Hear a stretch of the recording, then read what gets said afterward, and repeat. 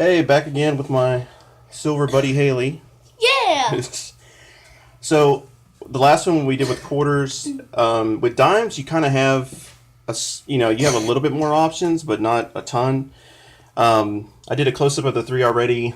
Uh, so basically, you're never going to find really barbers in the junk silver bins. Sometimes there might be a couple, and so if you can get them for junk silver prices, by all means. Usually in boxes you have a ton of these or KDs, and then you just have some Roosevelt. Mercuries, and if you're like one or two Barbers in there. Yeah, and so normally Haley helps me pick them out. So I guess Yeah. my thing is like, Roosevelt's. With barbers you do lose some with them being worn out. Same with the quarters, half dollars, etc. Mercury's not as much. I mean, you'll have a little bit, but as far as like final silver weight, I guess my only point is if you have an option in front of you, so they have a bunch of dimes for the same exact price. If you can buy Roosevelt's or you can buy Mercury's, why wouldn't you just buy Mercury's? It's an older coin. Um, every one of them is silver, so you don't have Roosevelt. You have the overlap after 64.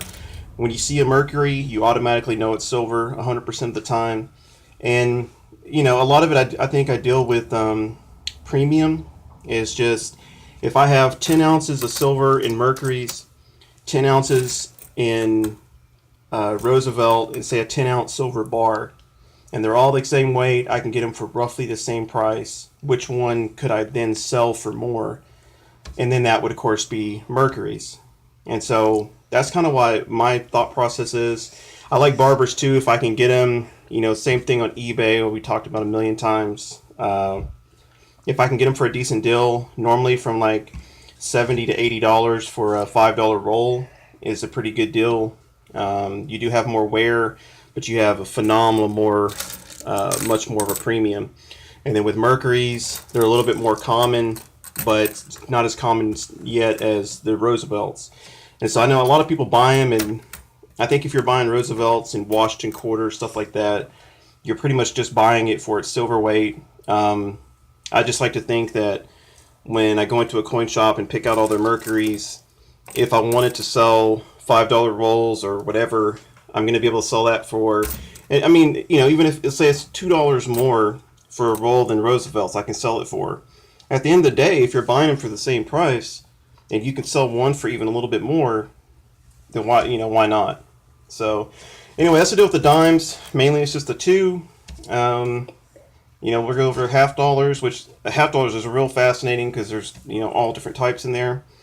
But it's kind of a similar thing as the quarters. Barber quarters you're not going to see very much. Dimes, you're going to see them occasionally, one or two. There was a shop in Houston actually that had a good number of them. I mean, probably maybe 12 or something like that at that one Houston place.